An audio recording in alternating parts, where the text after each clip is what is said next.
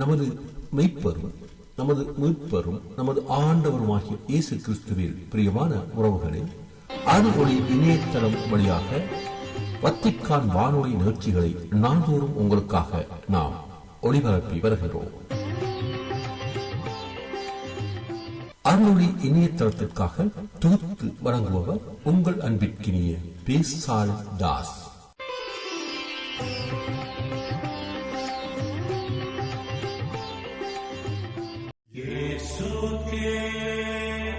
லவ்தேத்தூர் இயேசுஸ் கிறிஸ்துஸ். இயேசு கிறிஸ்துவுக்கு புகழ். தமிழ் கூறும் நல் உலகில் வாழும் அனைத்து அன்பு உள்ளங்களுக்கும் வத்திக்கான் வானொலியின் வணக்கம். இறைவன் உங்கள் உள்ளத்தையும் இல்லத்தையும் தன் அன்பாலும் அருளாலும் அமைதியாலும் இன்றும் என்றும் நிரப்புவாராக.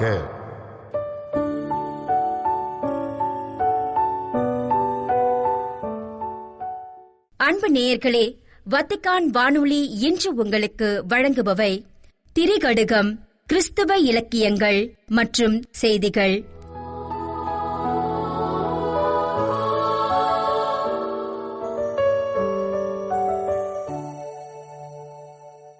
திரிகடுகம்.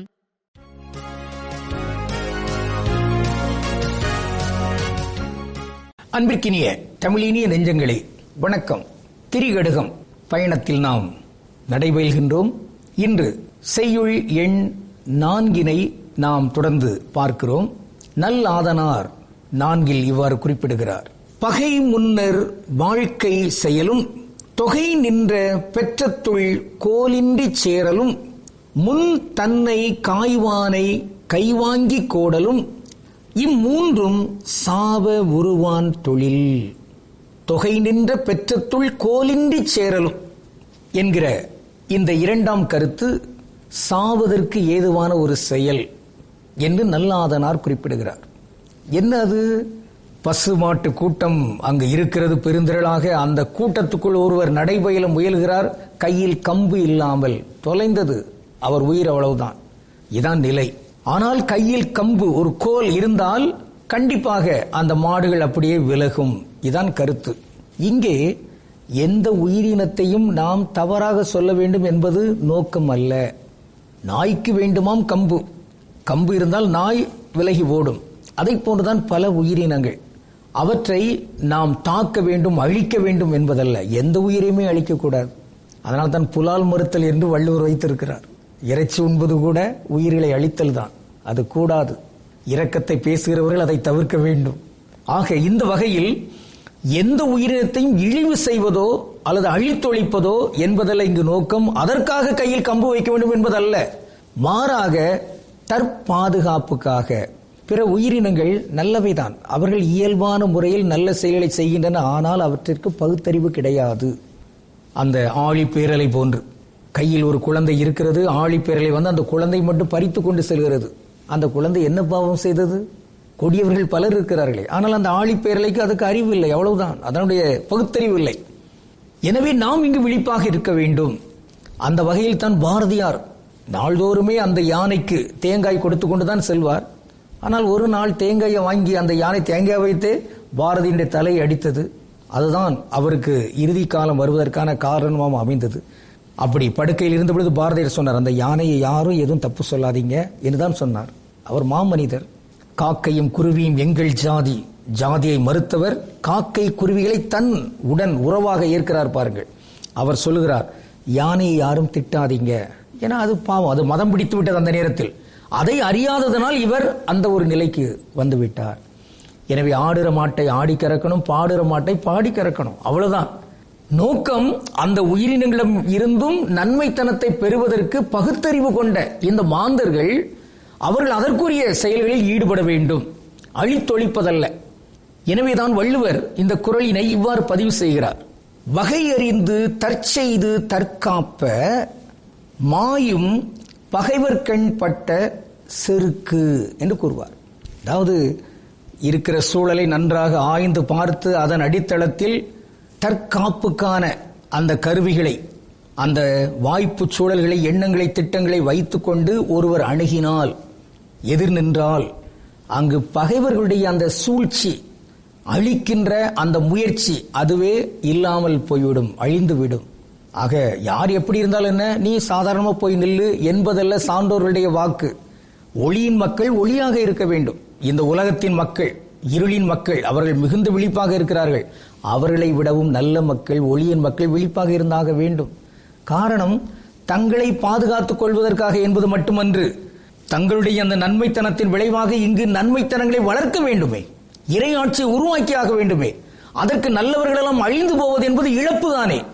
அந்த வகையிலும் கூட நல்லவர்கள் தங்களை பாதுகாத்துக் கொள்ள வேண்டும். நல்லவர்கள் பாதுகாப்பாக இருப்பதற்கு, இங்கு நல்லவர்களாக வாழ்வதற்கு முயலுகிறவர்கள் அதற்குரிய முயற்சியை மேற்கொண்டாக வேண்டும். அதற்குரிய கருவிகளையும் இங்கு பயன்படுத்த வேண்டும். தகாத கருவிகளின் மூலமாக அங்கு சிதைந்து போய்விடக் கூடாது. எனவேதான் கையில் கம்பு வைத்துக் கொண்டு பசுமாடுகளுக்கு ஊடே நடந்து செல்லுதல் என்பதுதான் பாதுகாப்பு. அதை மீறி எனக்கு நெஞ்சுரம் இருக்கிறது, அல்லது பசுவை நான் அன்பாக கோமாதா எங்கள் குலமாதா என்றெல்லாம் நாங்கள் பாடுகிறோம், எனவே அது எங்களை ஒன்றும் செய்யாது என்பதல்ல. அது பாவம், அதற்கு பகுத்தறிவு இல்லை. இதை அறிந்தவர்களாக பகுத்தறிவு கொண்ட மாந்தர்கள் அதை அதற்குரிய கருவிகளோடு இங்கு அணுக வேண்டும். எவருக்கும் தீங்கு செய்து அழிப்பதற்கல்ல, தங்களை பாதுகாத்துக் கொண்டு, அறத்தினை இறையாட்சியை பாதுகாத்துக் கொண்டு, அதன் மூலமாக இந்த உலகத்தை செம்மையான ஒரு மண்ணாக, ஒரு விண்ணகமாக உருவாக்குவதற்கு முயல வேண்டும். இத்தகைய உறுதிப்பாடுகளோடு இன்று நாம் பார்க்கின்ற ஒரு சிறப்பு சொல் கரம். கரம் தமிழா? இல்லை, கரா என்பதான் சமஸ்கிருத சொல். தமிழில் கை, அவ்வளவுதான்.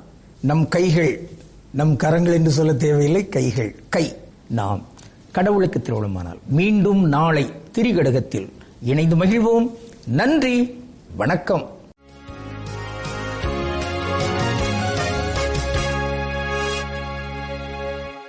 கிறிஸ்தவ இலக்கியம். இயேசு காவியம் 11. சீடர்களை அழைக்க. இயேசு காவியத்தில் சென்ற உரையில் உலக மக்களின் பாவங்களை போக்க வந்த இறைமகனாகிய இயேசு கிறிஸ்து யோர்தான் நதிக்கரையில் திருமுழுக்கு யோவானிடம் எளிய மானிடனாய் திருமுழுக்கு பெற்ற உன்னத மறைபொருள் குறித்து கண்டோம். விண்ணகத்தந்தை வகுத்த நல்வழியின் முறைமைகளை நிறைவேற்றி தூய ஆவியானவர் புறாவடிவில் இறங்கி வர, அதன் வழியாக தன் பொது வாழ்வை அதிகாரப்பூர்வமாக தொடங்கிய தெய்வீக நிகழ்வை சிந்தித்து மகிழ்ந்தோம். அதன் தொடர்ச்சியாக இயேசு கலிலேய கடலோரத்தில் மீன்பிடித்துக் கொண்டிருந்த எளிய மீனவர்களை தனது நற்செய்தி பணிக்கும் திருச்சபைக்கும் முதலாக துணையாக அப்போஸ்தலர்களாக அழைக்கும் மாண்புமிகு வரலாற்று சம்பவம் குறித்து இன்று காண்போம்.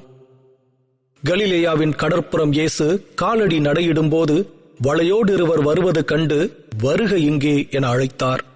மலைபோல் வலையினை முதுகினில் சுமர்ந்து மாண்புறு மீனவர் இருவர் அலையாடிடும் அக்கடலினில் இயேசு அமைந்திட படகினை எடுத்தார். ராயப்பருடன் பிளவேத்திரர் எனும் நற்சகோதரர்களாம் அவர்கள் சாயும் வான்வரை மீன்பிடித்து ஓய்ந்து தமிழம் சென்றிடும் வேலை மேயதும் குருவின் குரலொலி கேட்டு விரைந்தனர் அவ்விடம் அவர்கள். தூயவர் இயேசு படகினில் ஏறி தொடர்ந்தனர் கடலிடை ஆங்கே. ஆழமாம் கடலுள் செல்லுக என்று அன்போடு கட்டளை விடுத்தார். தோழராம் அவர்கள், தேவனே, எங்கள் தோல்வி தோற்றதே என்று, ஆழிநீர் மீனும் அகப்படவில்லை, ஆகையால் திரும்பினோம் இல்லம், நாளெல்லாம் உழைத்தும் பலனிலை எனினும் நடத்துவோம் என் சொல்லை என்றார்.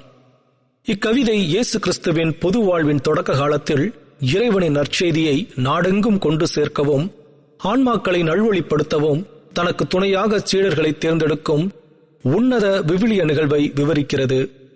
கலிலேயா என்னும் பகுதியில் அமைந்துள்ள ஏரிக்கரை அல்லது கடற்புறத்தில் இயேசு கிறிஸ்து அமைதியாக தன் புனித காலடிகளை பதித்து நடந்து சென்று கொண்டிருந்தார். அவ்வாறு அவர் நடந்து செல்லும் போது அங்கே கடலில் மீன்பிடி தொழிலை செய்துவிட்டு தங்கள் வலைகளோடு கரைக்கு திரும்பிக் கொண்டிருந்த 2 எளிய மனிதர்களை இயேசுவின் திருக்கண்கள் காண்கின்றன. அவர்கள் உலக கல்வியில் சிறந்தவர்கள் அல்ல, ஆனால் தூய்மையான உள்ளமும் நேர்மையும் கொண்ட மாண்புமிக்க உழைப்பாளர்கள் ஆவர். அவர்களை கண்ட மாத்திரத்தில் இயேசு, இங்கு வாருங்கள், என் பின்னே வாருங்கள் என்று மிகுந்த அன்போடு, அதே சமயம் தெய்வீக காந்த புன்னகையோடு அவர்களை தன் அருகில் வருமாறு அன்பு கட்டளையிட்டு அழைக்கின்றார். அந்த மீனவர்கள் இருவரும் சாதாரணமானவர்கள் அல்ல. அவர்கள் உழைப்பையே மூலதனமாக கொண்டு வாழும் எளிய மனிதர்களாவர். மலை போன்ற கனத்த பெரிய மீன்பிடி வலைகளை தங்கள் முதுகுகளில் சுமந்து கொண்டு அன்றாட பிழைப்பிற்காக கடலோடு போராடி பாடுபடும் மாண்புமிகு உழைப்பாளர்களாக அவர்கள் திகழ்ந்தனர். அலைகள் ஓய்வில்லாமல் மோதிக்கொண்டிருக்கும் அந்த தூய கலிலேயா கடலில் இயேசுவின் வருகையால் ஒரு தெய்வீக அமைதி நிலவியது. இயேசு கிறிஸ்து அந்த மீனவர்களின் படகில் ஏறி அமர்ந்து கடலுக்குள் சற்றே தள்ளிச் செல்லுமாறு அப்படகினை எடுக்கச் செய்தார். அந்த இரு மீனவர்கள் யார் என்பதை அடுத்த பாடல் வரிகள் வெளிப்படுத்துகின்றன. அவர்களுள் ஒருவர் சீமோன் பேதுரு என்றும் மற்றொருவர் ஆன்மீக துணிச்சல் மிக்க பிளைவேத்திரர் அந்திரேயா என்றும் அழைக்கப்படும் நற்சகோதரர்கள் ஆவர். அவர்கள் இருவரும் உடன் பிறந்த சகோதரர்களாக மட்டுமின்றி தொழிலிலும் ஒருவருக்கு ஒருவர் துணையாக நின்று இன்ப துன்பங்களை பகிர்ந்து கொள்ளும் நல் தோழர்களாகவும் அக்கடலோரத்தில் வாழ்ந்து வந்தனர். மாலை வான் சரிந்து அந்தி பொழுது சாயும் வரை அவர்கள் கடலில் மீன்பிடிக்கும் முயற்சியில் தீவிரமாக ஈடுபட்டிருந்தனர். இரவு முழுவதும் விடியும் வரையிலும் அவர்கள் அலைகளோடு போராடி உடல் மிகவும் சோர்ந்து போயிருந்த தருணம் அது. கடுமையான உழைப்பிற்கு பின் போதிய மீன்கள் கிடைக்காத ஏமாற்றத்துடன் அவர்கள் களைப்படைந்து தங்களின் இல்லம் நோக்கி திரும்பிச் செல்ல ஆயத்தமாகிக் கொண்டிருந்த வேளையில்தான் இந்த அற்புத சந்திப்பு நிகழ்கிறது. அப்போது ஆன்மீக மந்தையை வழிநடத்தும் நல்ல ஆயனாகிய இயேசுவின் காந்த குரலொலி அவர்கள் காதுகளில் விழுகிறது. அந்த தெய்வீக குரல் அவர்களின் சோர்வை நீக்கி உள்ளத்தில் ஒரு புத்துணர்ச்சியையும் விசுவாச நம்பிக்கையையும் பாய்ச்சியது. இயேசுவின் குரலை கேட்டவுடனே அவர்கள் எவ்வித தயக்கமும் இன்றி தாங்கள் செய்ய நினைத்த காரியங்களை அப்படியே விட்டுவிட்டு அவர் நின்றிருந்த அந்த இடத்தை நோக்கி மிக விரைவாக ஓடி வந்தனர். அங்கே வந்த பின் தூயவராகிய இயேசு கிறிஸ்துவின் கட்டளைக்கு இணங்கி அவர்கள் அவரை தங்கள் படகில் ஏற்றிக்கொண்டனர். அவரோடு சேர்ந்து மீண்டும் அந்த கடலின் ஆழமான பகுதியை நோக்கி பயணிக்கத் தொடங்கினர். படகில் ஏறிய இயேசு அந்த மீனவ சகோதரர்களை நோக்கி, உங்களுடைய படகை இன்னும் ஆழமான கடற்பகுதிக்கு செலுத்துங்கள், அங்கே மீன் பிடிப்பதற்காக உங்கள் வலைகளை போடுங்கள் என்று மிகுந்த அன்போடு கட்டளையிட்டார். இயேசுவின் வார்த்தையை கேட்டதும் அனுபவம் வாய்ந்த அந்த மீனவ தோழர்கள் சற்றே வியப்படைந்தனர். ஏனெனில் மீன் பிடிக்கும் கலையில் தேர்ந்த அவர்களுக்கு எந்த நேரத்தில் எந்த இடத்தில் மீன்கள் கிடைக்கும் என்பது நன்றாகவே தெரியும். அவர்கள் இயேசுவை நோக்கி, ஆண்டவரே, இன்று எங்களின் உழைப்பு முழுவதும் தோல்வியடைந்து விட்டது. நாங்கள் எவ்வளவோ முயன்றும் ஒரு மீன் கூட எங்கள் வலையில் அகப்படவில்லை என்று தங்கள் ஏமாற்றத்தை பணிவோடு கூறினர். ஆழ்கடலின் நீரில் ஒரு சிறு மீன் கூட கிடைக்காததால் நாங்கள் முற்றிலும் சோர்ந்து போய் இனிமேல் ஒன்றும் செய்ய இயலாது என்ற விரக்தியில்தான் எங்கள் வீடுகளுக்கு திரும்பிக் கொண்டிருந்தோம் என்று யதார்த்த நிலையை விளக்கினர். இரவு முழுவதும் நாளெல்லாம் நாங்கள் உழைத்தும் எங்களுக்கு எந்த பலனும் கிடைக்கவில்லை, வெறும் கையுடன் தான் கரை திரும்பினோம் என்று மனித ரீதியான தங்களின் பலவீனத்தையும் இயலாமையையும் இயேசுவிடம் சமர்ப்பித்தனர். இருப்பினும் அவர்கள் இயேசுவின் மீது கொண்ட மதிப்பினாலும் அவரது வார்த்தையில் இருந்த அதிகாரத்தினாலும், ஆண்டவரே, எங்கள் அனுபவத்தின்படி அங்கே மீன் கிடைக்காது என்றாலும் உமது சொல்லுக்கு கீழ்ப்படிந்து நீர் சொன்னபடியே அவ்வலையை ஆழத்தில் போடுகிறோம் என்றனர். இந்த கீழ்ப்படிதலே அவர்களின் வாழ்க்கையை மாற்றப்போகும் அற்புதத்திற்கு அடித்தளமாக அமைந்தது. மனித அறிவு தோற்கும் இடத்தில் இறை வார்த்தைக்கு கீழ்ப்படியும் போது வாழ்வில் பெரும் வெற்றியும் ஆன்மீக பேரும் கிட்டும் என்பதை இப்பாடல் அழகாக விளக்குகிறது. அழைக்கிறார் இயேசு ஆண்டவர், ஆவலாய் நாம் செல்லுவோம். அழைக்கிறார் இயேசு ஆண்டவர், ஆவலாய் நாம் செல்லுவோம். அவர் பலியினில் கலந்திட, அவர் ஒளியினில் நடந்திட, அவர் பலியினில் கலந்திட, அவர் ஒளியினில் நடந்திட, சாட்சிகளாய் என்றும் வாழ்ந்திட இந்நாளிலே அழைக்கிறார் இயேசு ஆண்டவர், ஆவலாய் நாம் செல்லுவோம்.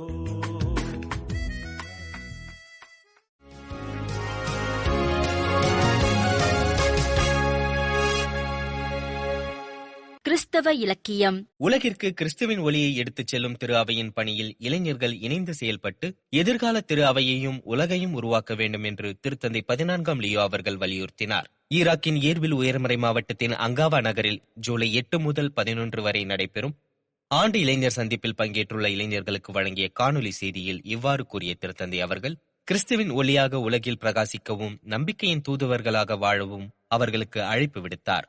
பணி என்ற கருப்பொருளில் நடைபெறும் இவ்வாண்டு இளைஞர் சந்திப்பில் திரு அவையின் வாழ்விலும் எதிர்காலத்திலும் இளைஞர்கள் இன்றியமையாத பங்கு வகிக்கின்றனர் என்று திருத்தந்தை வலியுறுத்தினார். மேலும் இளைஞர்கள் திரு அவையின் எதிர்காலம் மட்டுமல்ல, அதன் நிகழ்காலமும் ஆவர் என்று குறிப்பிட்ட திருத்தந்தை அவர்கள், போர் மற்றும் அரசியல் நிலையற்ற சூழலை தொடர்ந்து அனுபவித்து வரும் ஈராக் கிறிஸ்தவர்களின் சவாலான வாழ்க்கையை எடுத்து காட்டினார். உலகில் ஒளியாக இருப்பது எப்போதும் எளிதல்ல, இருப்பினும் அஞ்சாதீர்கள், நீங்கள் தனியாக இல்லை என்று கூறிய திருத்தந்தை, நான் உங்களுடன் இருக்கிறேன், திரு அவையும் உங்களுடன் இருக்கிறது, இயேசுவின் மீது நம்பிக்கை வையுங்கள் என்று இளைஞர்களுக்கு ஊக்கமளித்தார். கிறிஸ்தவ வாழ்வை வடிவமைக்கும் 3 முக்கிய பண்புகளாக நம்பிக்கை, அன்பு மற்றும் எதிர்நோக்கு ஆகியவற்றை எடுத்துரைத்த திருத்தந்தை அவர்கள், இறைவார்த்தை, தினசரி ஜெபம், ஒப்புரவு அருட்சாதனம் மற்றும் நற்கருணை ஆகியவற்றின் வழியாக கிறிஸ்துவுடன் ஆழமான உறவை வளர்த்துக் கொள்ளுமாறு இளைஞர்களுக்கு அழைப்பு விடுத்தார். செயற்கை நுண்ணறிவு மனித குலத்தின் எதிர்காலம் குறித்த மிக முக்கியமான கேள்விகளை எழுப்பும் இக்காலகட்டத்தில் மனித மாண்பையும் பொது நலனையும் பாதுகாக்கும் வகையில் புதிய பாதைகளை தேட அனைவரும் ஒன்றிணைந்து செயல்பட வேண்டும் என்று திருத்தந்தை 14ஆம் லியோ அவர்கள் அழைப்பு விடுத்துள்ளார். ஜூலை 7 முதல் 10 வரை சுவிட்சர்லாந்தின் ஜெனீவாவில் நடைபெறும் AI for good global submit மாநாட்டை முன்னிட்டு திருத்தந்தையின் சார்பாக திருப்பீட செயலர் கர்தினால் பியத்ரோ பரோலின் அவர்களால் கையொப்பமிட்டு அனுப்பிய செய்தியில் இவ்வாறு திருத்தந்தை தெரிவித்துள்ளார். ஐக்கிய நாடுகள் சபையின் பன்னாட்டு தொலைத்தொடர்பு ஒன்றியம், ஐநா அமைப்புகள் மற்றும் சுவிட்சர்லாந்து அரசு இணைந்து நடத்தும் இம்மாநாடு செயற்கை நுண்ணறிவு உலகை எவ்வாறு மாற்றி வருகிறது என்பதையும், உலகளாவிய சவால்களுக்கு அதன் மூலம் தீர்வுகளை எவ்வாறு காணலாம் என்பதையும் ஆராய்வதை நோக்கமாக கொண்டுள்ளது. மேலும் செயற்கை நுண்ணறிவு மனித குலத்தின் எதிர்காலம் தொடர்பான மிக முக்கியமான கேள்விகளை எழுப்பும் இந்த வரலாற்று சந்திப்பில் திருப்பீடம் உரையாடலுக்கும் ஒத்துழைப்புக்கும் எப்போதும் திறந்த மனதுடன் இருப்பதாக திருத்தந்தை உறுதியளித்துள்ளார். செயற்கை நுண்ணறிவின் காலத்தில் மனித மாண்பை பாதுகாப்பது குறித்து வெளியிடப்பட்ட மகத்தான மானுடம் என்ற திருமடல் மனித குலத்தின் பொது நலனையும் அனைவருக்கும் மாண்பான வாழ்க்கையையும் மேம்படுத்தும் புதிய வழிகளை தேடும் நோக்கில் உருவாக்கப்பட்டதாக அச்செய்தியில் குறிப்பிடப்பட்டுள்ளது. கலாச்சாரம் மற்றும் கல்விக்கான திருப்பிடத்துறை ரீடிங் அகைன் என்ற கலைத்தொடரின் 2வது அத்தியாயத்தை சீன கலைஞர் பான் டெய்ஜிங் உருவாக்கிய சிறப்பு கலை நிறுவலுடன் ரோம் நகரில் உள்ள கொன்சிலியா சியோனே 5ஆம் காட்சியகத்தில் தொடங்கியுள்ளது. இக்கண்காட்சிக்கான கலை ஒருங்கிணைப்பை டொனாட்டியன் குரோ அவர்கள் மேற்கொண்டுள்ளார். ஜூலை 2 வியாழனன்று புனித 10ஆம் பயஸ் அரங்கில் நடைபெற்ற நிகழ்வில் கலைஞர் பான் டெய்ஜிங் மற்றும் அவரது படைப்பை அறிமுகப்படுத்திய கலாச்சாரம் மற்றும் கல்விக்கான திருப்பிடத்துறையின் தலைவர் கர்தினால் ஜோசே டொலண்டினா டி மெண்டோசா அவர்கள், பான் டெய்ஜிங்கின் இந்த கலைப்படைப்பு பார்வையாளர்களை நிகழ்காலத்தில் முழுமையான வாழ்வும், தங்களின் உணர்வுகளை ஏற்றுக்கொள்ளவும், வாசிப்பை வெறும் எழுத்துக்களை புரிந்து கொள்வதற்காக அல்லாமல் உடல், புலன்கள் மற்றும் மனித உள்ளத்தை தொடும் ஆழமான அனுபவமாக உணரவும் அழைக்கிறது என்று குறிப்பிட்டார். பான் டெய்ஜிங்கின் இந்த கலை நிறுவல் மனிதர்கள் தங்களை பற்றி சிந்திக்கவும், உள்ளார்ந்த பயணத்தை மேற்கொள்ளவும், இன்றைய எரிச்சலான உலகில் அமைதியை தேடி கண்டறியவும் உதவுகிறது என்று கர்தினால் மெண்டோன்சா அவர்கள் வலியுறுத்தினார். மேலும் அமைதி என்பது செயலற்ற நிலை அல்ல, மாறாக அது வளர்ச்சி, நேர்மை மற்றும் சுய அறிவுக்கான இடமாகும் என்றும், கலை வழியாக தன்னையும் உலகின் உண்மையையும் ஆழமாக புரிந்து கொள்ள முயல்கிறேன் என்றும் குறிப்பிட்டார். பன்னாட்டு உறவுகளுக்கான திருப்பிடத்துறையின் செயலர் பேராயர் பால் ரிச்சர்ட் காலகர் அவர்கள் திருப்பிடம் மற்றும் நைஜீரியா கூட்டாட்சி குடியரசு ஆகியவற்றிற்கு இடையேயான தூதரக உறவுகளின் 50வது ஆண்டு நிறைவு விழாக்களில் பங்கேற்பதற்காக ஜூலை 2 அன்று நைஜீரியா வந்தடைந்தார். மேற்கு ஆப்பிரிக்கா நாடான நைஜீரியாவில் குறிப்பிடத்தக்க உள்நாட்டு பாதுகாப்பு சவால்கள் நீடித்து வரும் நிலையிலும் 3 கோடிக்கும் அதிகமான கத்தோலிக்கர்களும் 10,000த்திற்கும் மேற்பட்ட கத்தோலிக்க அருள்பணியாளர்களும் அங்கு வாழ்கின்றனர். அந்நாட்டின் அரசின் தலைமைச் செயலகத்தின் அதிகாரப்பூர்வ எக்ஸ் கணக்கான @தெர்சாலோசியா தெரிவித்துள்ளபடி, இப்பயணத்தின் போது பேராயர் காலகர் அதிபர் மாளிகையில் நைஜீரியா அதிபர் போலா அகமது தினுபு அவர்களை சந்தித்து பேசியுள்ளார். இந்த சந்திப்பின் போது வெளியுறவுத்துறை அமைச்சர் பியான்கா ஒடுமேக்கு ஒஜிவு மற்றும் எகோவாஸ் ஆணையத்தின் தலைவர் ஒமர் அலிவுத்திரே ஆகியோரும் உடனிருந்தனர். இச்சந்திப்பிற்கு பிறகு உள்ளூர் ஊடகங்களிடம் பேசிய அதிபர் தினுபு அவர்கள் மதங்களுக்கு இடையேயான உரையாடல்களுக்கு முன்னுரிமை அளித்து நாட்டின் பல்வேறு மத சமூகங்களிடையே அமைதி, நல்லிணக்கம் மற்றும் சகிப்புத்தன்மையை மேம்படுத்த தனது அரசு உறுதி பூண்டுள்ளதாக தெரிவித்தார். இத்துடன் வத்திக்கான் வானொலியின் தமிழ் ஒளிபரப்பு நிறைவு பெறுகிறது. உங்கள் செவிமடுத்தலுக்கு நன்றி. தொடர்ந்து வத்திக்கான் வானொலியுடன் இணைந்திருங்கள். இறையாசிர் பெறுங்கள். இதுவரையும் நீங்கள் செவியுற்றது வத்திக்கான் வானொலியின் இன்றைய நிகழ்ச்சிகள். மீண்டும் மற்றொரு வத்திக்கான் வானொலி நிகழ்ச்சியில் உங்கள் அனைவரையும் சந்திக்கும் வரை அன்பு விடைபெற்றுச் செல்வது உங்கள் அன்பின் பேசாலை தாஸ்.